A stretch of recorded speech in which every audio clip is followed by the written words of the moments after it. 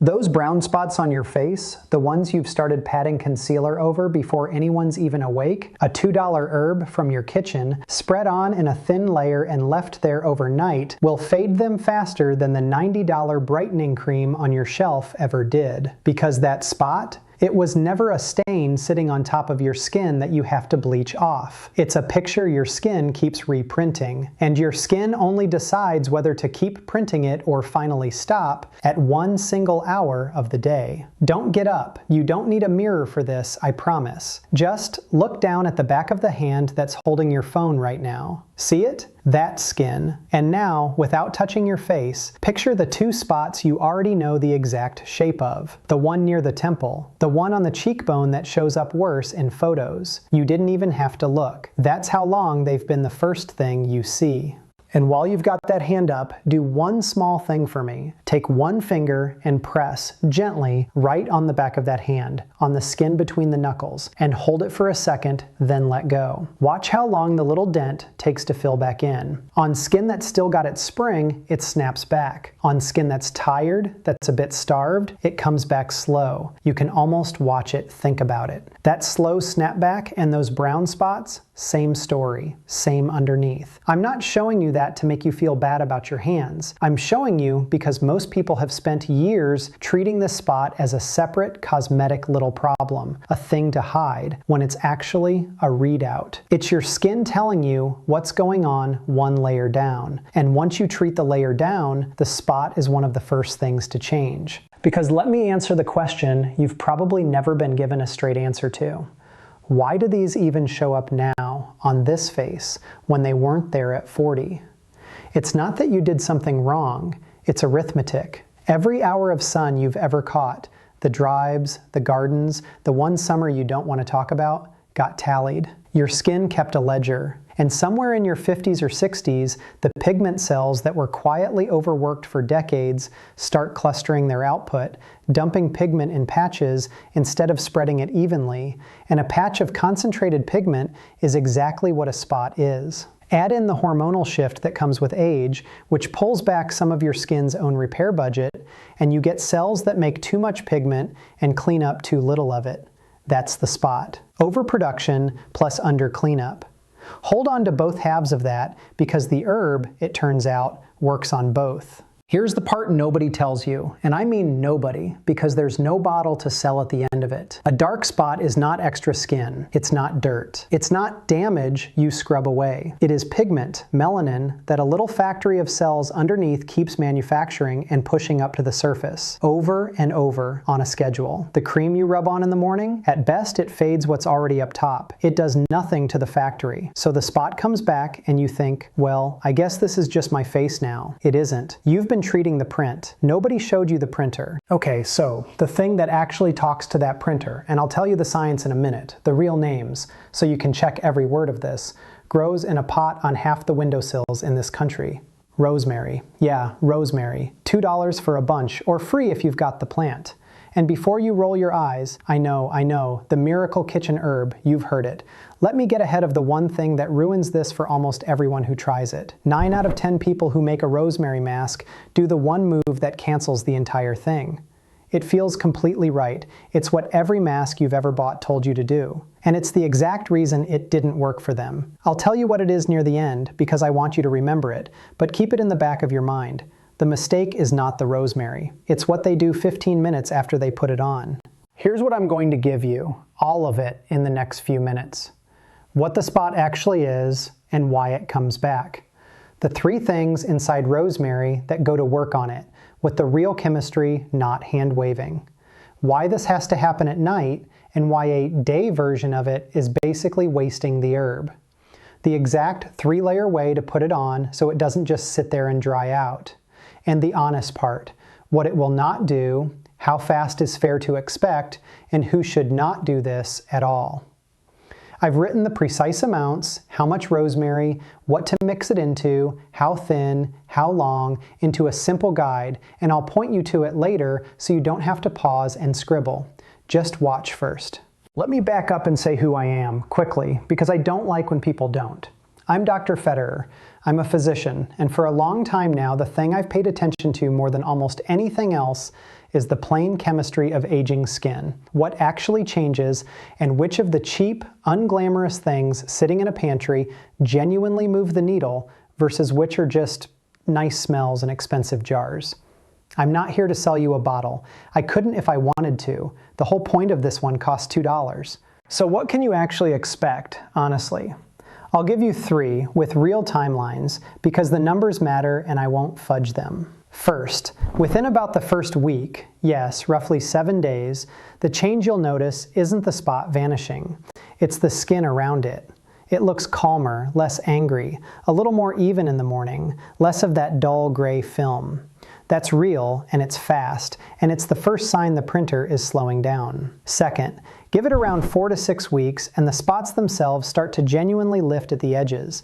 They get less defined. They blur outward instead of sitting there like a sticker. Third, the deep, old ones, the ones you've had a decade, think in months, plural, and think fading, softening, evening out, not deleting. Anyone who tells you a 10-year-old spot disappears in a week is lying to you, and I'd rather lose you now than lie to you. Now the science, and stay with me, this is the good part. The factory I keep talking about has a foreman, an enzyme. It's called tyrosinase. Say it once out loud if you can, tyrosinase, because that word is the whole video. Tyrosinase is the switch that turns a harmless little building block into melanin, into pigment, into the spot. Sun flips that switch on. Old skin leaves it stuck on. And every brightening thing that actually works, the expensive ones included, is really just trying to slow that one enzyme down. That's it. That's the secret they charge $90 for. And rosemary, this is what caught my attention years ago, carries compounds that lean on tyrosinase directly. 3 of them, and they each do one job, so let me give you one at a time. The first is carnosic acid. Think of it as the bodyguard. A dark spot isn't just made by sunlight,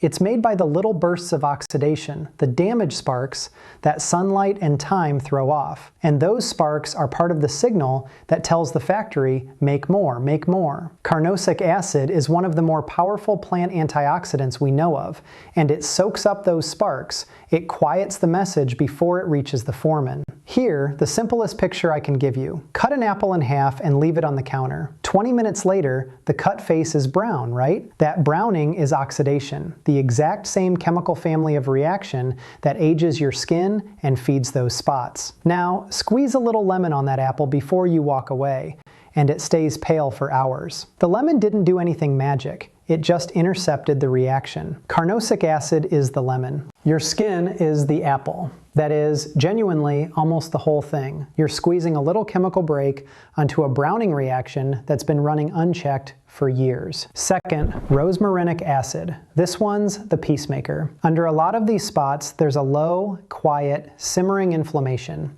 You can't feel it, but it's there, and it keeps the whole pigment machine switched on. Rosmarinic acid calms that down. Fewer alarms, less printing. And third, the one people never mention, ursolic acid. This is the glue. It helps your skin's own barrier hold together and hold water, which does 2 things. It lets the other 2 actually sink in and stay instead of evaporating off, and it makes the skin itself look plumper and more even while the slow work happens underneath. But, and here's the signature of everything I teach, the thing that makes this channel different.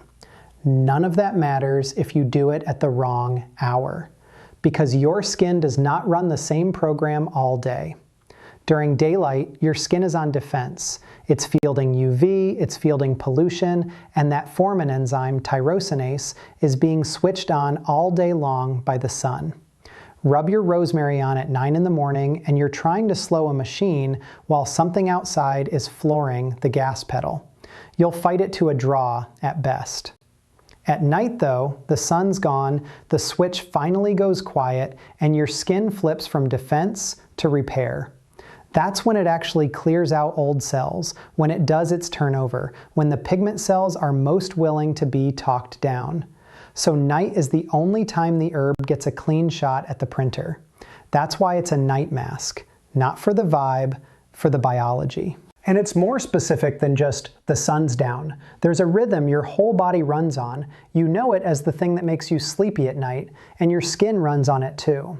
In those first few hours of real sleep, your skin's cell turnover roughly speeds up. It does more of its repair, more of its clearing out of old pigment-loaded cells in that window than across the entire day. Blood flow to the skin shifts. The repair crews clock in. That's the under cleanup half of the problem I told you to hold on to. This is the hour your skin actually does the cleanup. So think about what you're doing when you leave that thin rosemary layer on overnight.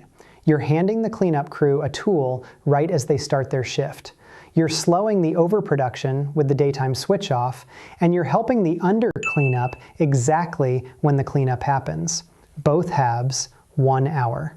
That's not a coincidence you can get from a jar at 9 a.m. I've watched this pattern for years, in patient after patient, and it's almost always the same shape. They come in having spent, I'm not exaggerating, hundreds of dollars on serums, and the spots are exactly where they were. And when we walk through their routine, the correction step is always happening at the wrong hour, or getting washed off, or sitting on top of a wall of other product. Never the herb's fault, always the timing. Fix the timing and the same face that tried everything starts moving in a month. It's almost boring how consistent it is. Which, and I have to say this part, it genuinely bothers me, is the thing the industry quietly relies on you not knowing. Walk into any store and count the bottles. There's a day brightener, and then there's a separate night brightener. 2 products, 2 prices, for a job that is really only ever done at night. They are not lying to you exactly, but they are selling you the daytime half of a nighttime job and letting you assume you need both. You don't. You need the sun off your skin during the day, a hat, some shade, sunscreen, and you need the actual correction done while you sleep. 1 job, 1 time of day, $2. All right, the how. 3 layers and each one has a reason, so I'm not just barking steps at you. Layer 1, bare, clean skin. And I mean bare. This is the do not people get wrong. Do not put this over the day's sunscreen, over makeup, over a serum. Any of that is a wall, and the herb just sits on the wall and dries out. Wash, pat dry, nothing else. Layer 2, the rosemary itself, and this is where the amounts matter, which is exactly why I put the precise recipe in the guide rather than have you eyeball it. But the shape of it is, you're taking rosemary that's been gently infused into a light carrier, something soft that holds it against the skin, and you're spreading a thin layer, thin, like you can still see your skin through it, right over the spots and the areas that need it. Not a thick clay mask, a film. Layer 3, a light seal on top, the barest touch of a plain oil or a simple moisturizer. And this one exists for a single reason. It stops the whole thing from drying and flaking off your face onto the pillow at 2 in the morning. It keeps it in contact all night. That's the layer everybody skips, and it's half the point. 2 more do nots while we're here, quick, because they trip people up. First, don't do this every single night out of the gate. And don't do it thicker thinking more is faster. It isn't. Rosemary is potent. Your skin needs to get used to it. A few nights a week to start, a thin film, and you build from there. Piling it on nightly from day 1 is how you end up irritated and quitting in a week, blaming the herb. Slow is faster here. And second, if you're already using something strong at night, a retinol, a glycolic acid, one of those, do not layer this on the same night, on top of it. That's asking 2 strong things to fight over the same square inch of your face, and your skin loses. Alternate the nights. The rosemary night, no retinol. The retinol night, no rosemary. Give each one a clean shot. And now the mistake. The one I told you 9 out of 10 people make. The reason this doesn't work for so many. Here it is. They put the mask on, and 15 minutes later, they wash it off. Because that is what a mask is, right? Every mask you've ever owned said leave on 10 to 15 minutes, then rinse. So it feels obviously correct. Except think about what I just told you. The repair window, the 1 hour that matters, doesn't even open until you're deep asleep. So they're scrubbing the herb off their face a good 3-4 hours before the skin was ever going to use it. They're taking the medicine and then throwing it up before it's absorbed. The whole trick, the entire thing, is that this is not a 15-minute mask. You leave the thin layer on, you go to sleep in it, you rinse in the morning. That's the difference between the people it did nothing for and the people whose spots are half gone by spring. One instruction: leave it on. Let me be straight with you about the limits too, because a remedy that only tells you the good half is just an ad. This will not bleach your skin. It evens, it doesn't erase. And if a spot goes lighter, it does it gently over weeks. 7 days gets you calmer, brighter skin and the first hint of movement. It does not get you a blank face. And anyone promising that is selling something. This is not a detox. Your skin doesn't have toxins in it that an herb pulls out. That's not a real thing, and I won't insult you with it. Rosemary is strong. Some people's skin doesn't love it, so before you ever put it on your face, you do a small test on the inside of your arm and you wait a day. If it goes red or itchy, this one isn't for you, and that's fine. If you're pregnant or on regular medication, just run it past your own doctor first. Concentrated is different from a sprig on the potatoes. And the big one, a spot that is changing shape, growing, has ragged edges, or ever bleeds, that is not a job for Rosemary or for me through a screen. That is a job for a doctor looking at it in person. Soon. Please. And none of this replaces keeping the sun off during the day. Skip that and you're printing new spots every morning faster than the herb can fade the old ones. Okay, let me put the whole thing back together for you. 5 steps so it's clean in your head. 1. This is a printing problem, not a stain. You're slowing the factory, not scrubbing the paper. 2. Rosemary leans on the one enzyme that runs the factory, tyrosinase, with 3 compounds: the bodyguard, the peacemaker, and the glue. 3. It only gets a clean shot at night, when the sun switches off and your skin is repairing. 4. 3 layers: bare clean skin, a thin rosemary film, a light seal to hold it, and you go to sleep in it. 5, and this is the one that decides everything. You do not rinse it off at 15 minutes. You leave it on all night. Rinse in the morning. The exact amounts: how much rosemary, what to infuse it into, how thin is thin, how many nights a week, and the gentle way to test it first. I've written all of it into one simple guide, along with everything else I recommend for mature skin. It's the first thing linked in the description below this video. I don't say that to be pushy. I say it because I'd rather you have the numbers right in front of you than guess and blame the herb. Go read it after. It's short. And then do me one favor in the comments. Tell me honestly, have you been one of the 9? Have you been rinsing your masks off after 15 minutes this whole time, thinking that was the right way? Rinsed or left on overnight? I read them and I'm genuinely curious how many of you just realized it. Next time, and this is the one I want you to come back for, I'm going to show you the morning half of this, because I told you the day is for defense, not correction. But there's one thing you can do in the morning, a 2-minute thing, that makes the night mask work twice as hard by the time you go to sleep. It's the piece almost nobody pairs with it. If you don't want to miss that one, subscribe now so it actually shows up for you, because it's the other half of everything I just told you, and the two together are the whole picture. So look down at the back of your hand one more time. Those spots, they were never who you are. They're a picture your skin got stuck printing, and starting tonight, at the 1 hour that matters, you finally get to tell it to stop.